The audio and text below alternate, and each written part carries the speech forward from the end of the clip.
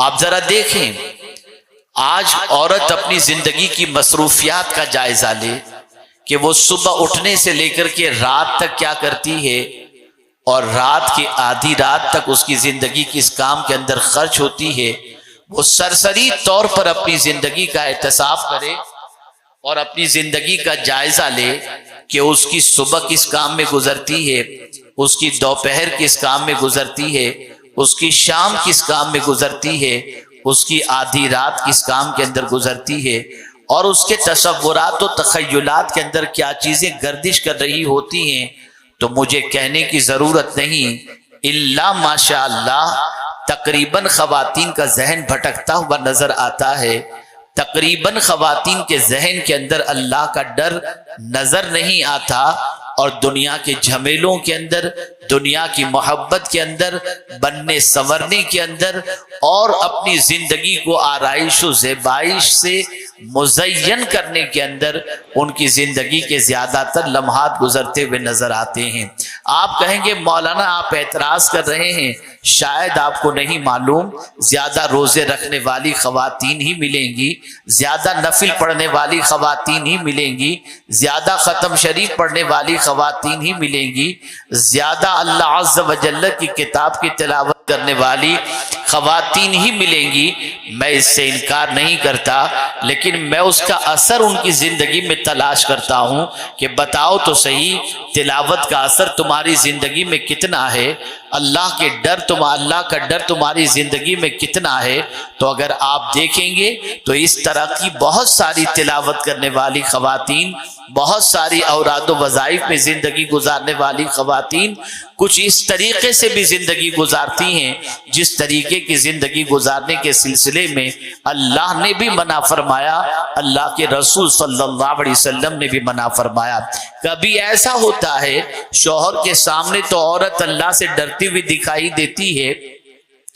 بیٹی باپ کے سامنے اللہ کا ڈر اپنے دل میں بٹھائی ہوئی دکھائی دیتی ہے، ماں کے سامنے کسی حد تک اللہ کے ڈر سے لرزتی اور کانپتی دکھائی دیتی ہے، لیکن جب ماں باپ غائب ہو جاتے ہیں تو اللہ کا ڈر بھی رخصت ہو جاتا ہے۔ ان بہت ساری بچیوں کے حوالے سے ہمارے کانوں تک شکایت پہنچتی ہے جو برقع پہن کر کالج اور یونیورسٹی جاتی ہیں اور اس کے بعد وہاں کی زندگی نہ جانے کس طریقے سے دامن پر گناہ کے چھیٹے لگاتی ہوئی نظر آتی ہیں۔ الا ماشاء اللہ میں ساری بچیوں کی بات نہیں کرتا، میں ان بچیوں کو بھی جانتا ہوں جن کی طرف کوئی نگاہ اٹھا کر کے دیکھے تو وہ نگاہ کھینچ لیں، اور ان بچیوں کے تقدس کو بھی جانتا ہوں جو کالج اور یونیورسٹی کی دہلیز پر قدم رکھنے کے بعد بھی اپنی زندگی پر اپنے دامن پر گناہوں کا دھبا لگنے نہیں دیتی، نہ نماز چھوڑتی ہیں، نہ حیا چھوڑتی ہیں، نہ پردہ چھوڑتی ہیں، نہ اللہ کا ڈر چھوڑتی ہیں۔ ایسی بھی بہت ساری بندیاں ہیں، لیکن زیادہ تر ایسی بندیاں ملیں گی جن کے دل سے اللہ کا ڈر رخصت ہو چکا ہے، اللہ کا خوف رخصت ہو چکا ہے، اللہ کی خشیت رخصت ہو چکی ہے۔ ایک ہوتا ہے سامنے ڈرنا، ایک ہوتا ہے پیٹھ پیچھے ڈرنا۔ اللہ اکبر، جو لوگ اللہ عز و جل سے اس طرح سے ڈرتے ہیں کہ صرف یہی نہیں کہ لوگوں کے سامنے اللہ کا ڈر ان کی زندگی کے اندر ہے کہ اگر ہم یہ کریں گے تو یہ ہوگا، نہیں،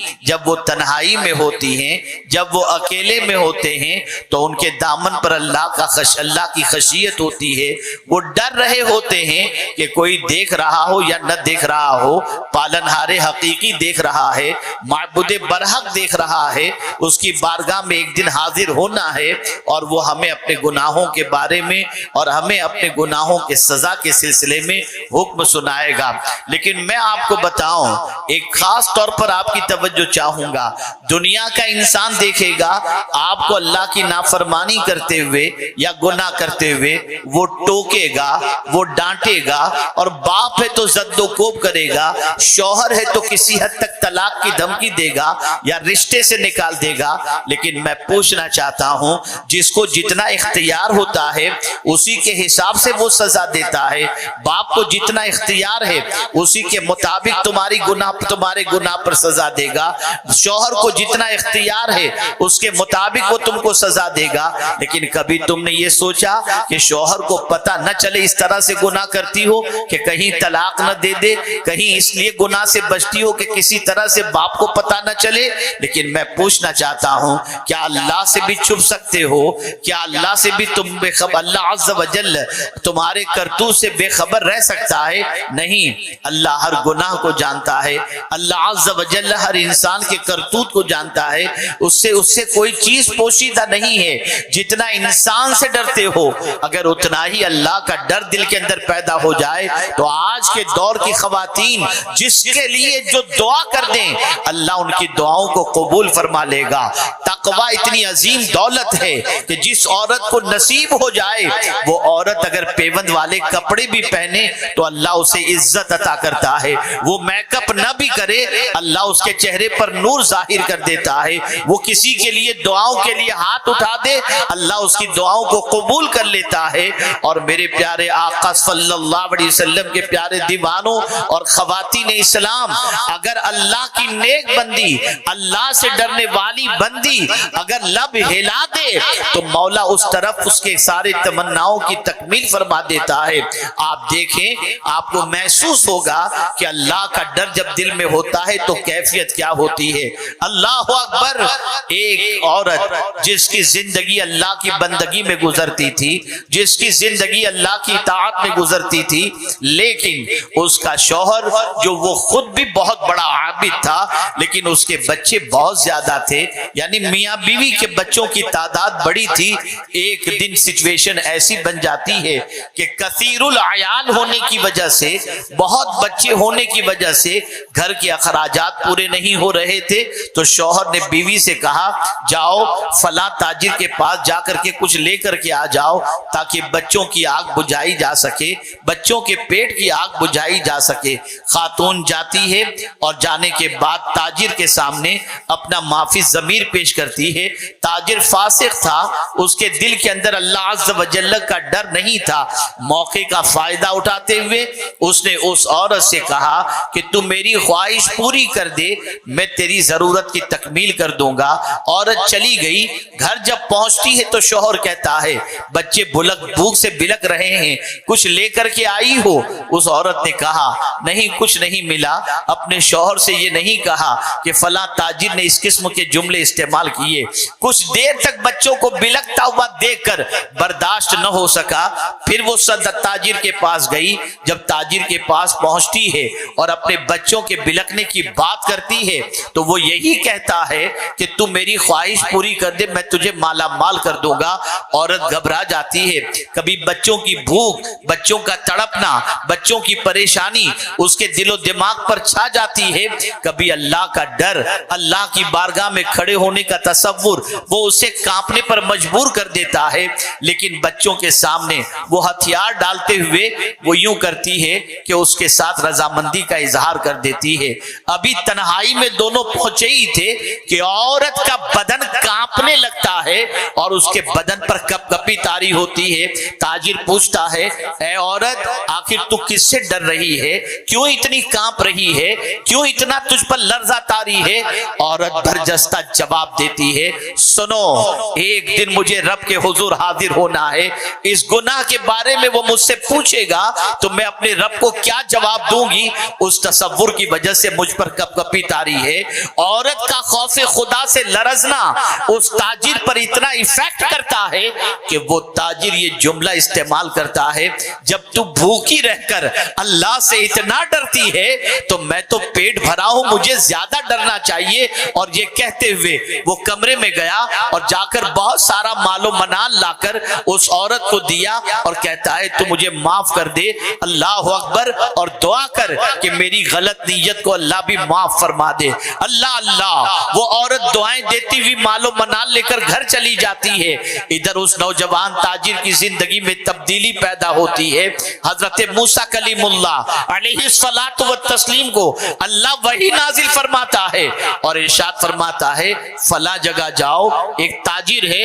اسے جا کر یہ خوشخبری سنا دو کہ اللہ نے اس کے سارے گناہ معاف فرما دیے ہیں۔ اللہ اکبر۔ حضرت موسیٰ علیہ السلام اللہ کے کلیم جب اس کے پاس پہنچتے ہیں اور اسے مزدہ جاں فضا سناتے ہیں کہ اللہ نے تیرے سارے گناہ معاف فرما دیے ہیں، لیکن حضرت موسیٰ علیہ السلام نے یہ کہنے کے بعد ارشاد فرمایا اے نوجوان ذرا بتا تو صحیح تو نے وہ کون سی عظیم نیکی کی ہے جس کی وجہ سے اللہ نے تیرے گناہوں کو معاف کر دیا۔ اتنا سننا تھا وہ نوجوان کہتا ہے اور پورا واقعہ سناتا ہے، مجھ پر نفس حاوی تھا، شیطان حاوی تھا، میں گناہ کی طرف آمادہ ہو چکا تھا، لیکن ایک عورت کے خوف خدا سے لرزنے نے مجھے توبہ کی توفیق عطا فرما دی، جس کی وجہ سے اللہ نے میرے گناہوں کو معاف فرما دیا۔ جب عورت خوف خدا سے لرزتی ہے تو آوارہ کا مزاج تبدیل ہو جاتا ہے، جب عورت اللہ کے ڈر سے کانپتی ہے تو بگڑا ہوا انسان توبہ کی طرف مائل ہو جاتا ہے۔ لیکن وہ عورتیں جو خود ہی گناہ کی دعوت دیتی ہوں، جو خود ہی گناہ کی طرف مائل ہوتی ہوں، جو خود ہی گناہ کی طرف دعوت دینے والی ہوتی ہوں، گناہ کی طرف بلانے والی ہوتی ہوں، ان کا انجام کیا ہوگا، ان کی سزا کیا ہوگی؟ کبھی سوچنے کی کوشش کی، کبھی غور کرنے کی کوشش کی تو آج ہماری بہنیں یہ تصور کرتی ہیں، آج ہماری قوم کی بچیاں یہ تصور کرتی ہیں دنیا چند دنوں کی ہے، عیش کر لو۔ یہ عیش کرنے کی جگہ نہیں ہے، یہ اللہ کے خوف سے لرزنے کی جگہ ہے، اور یہاں رہ کر اپنی آخرت کو سنوارنا ہے اور اللہ کی بارگاہ کی حاضری کے تصور کو ہمیشہ پیش نظر رکھنا ہے۔ آپ ذرا سوچیں، اندازہ لگائیں، ایسے ہی ایک اور عورت کا واقعہ ہے۔ ایک نوجوان اس عورت کی محبت میں گرفتار تھا، اتنا گرفتار تھا جس کی کوئی انتہا نہیں۔ اچانک ایک قافلہ روانہ ہوتا ہے اور وہ عورت بھی اس قافلے میں روانہ ہونے کے لیے تیار ہوتی ہے۔ وہ نوجوان جو اس عورت کی محبت میں گرفتار تھا وہ بھی چپکے سے اس قافلے میں شامل ہو جاتا ہے۔ رات کے سناٹے میں جب سب سو جاتے ہیں تو وہ نوجوان جو اس عورت کی محبت میں گرفتار تھا وہ چپکے سے اس عورت کے پاس پہنچتا ہے اور کہتا ہے میں تجھ سے بہت محبت کرتا ہوں، میری خواہش پوری کر دے۔ عورت نے سوال پوچھا کہ ذرا یہ بتاؤ قافلے والے کیا کر رہے ہیں؟ کہا قافلے والے تو میٹھی نیند، بھرپور نیند کے اندر ہیں، خراٹے لے رہے ہیں، سو رہے ہیں اور بے خبر سو رہے ہیں۔ نوجوان نے جب یہ کہا تو اس عورت نے جواب دیا اے برا ارادہ رکھنے والے ذرا یہ بتا سب کے سونے کا تو تجھے یقین ہے، رب کے بارے میں کیا خیال ہے؟ اتنا سننا تھا، اس شخص کی آنکھوں سے آنسو نکل گئے۔ اس نے کہا اللہ تو سونے سے پاک ہے۔ تو کہتی ہے وہ خاتون نادان تو انسانوں سے ڈرتا ہے، پیدا کرنے والے خدا سے نہیں ڈرتا۔ بس اس بندے نے توبہ کر لی اور اس کے بعد کبھی گناہ کا قصد و ارادہ نہیں کیا۔ پتہ یہ چلا عورت اگر اللہ عز و جل کا ڈر دل کے اندر پیدا کر لے تو اس کی وجہ سے معاشرہ سنور سکتا ہے، آوارگی مٹ سکتی ہے، اور گناہوں کے دلدل میں ڈوبنے والے نوجوانوں کو سنورنے کا موقع مل سکتا ہے۔ لیکن وہ عورت جو اپنے آپ کی طرف مردوں کو مائل کرتی ہیں، مردوں کو اٹریکٹ کرتی ہیں، رسول اعظم صلی اللہ علیہ وسلم نے فرمایا وہ عورتیں جہنمی ہیں اور انہیں جنت کی خوشبو تک نصیب نہیں ہو سکتی۔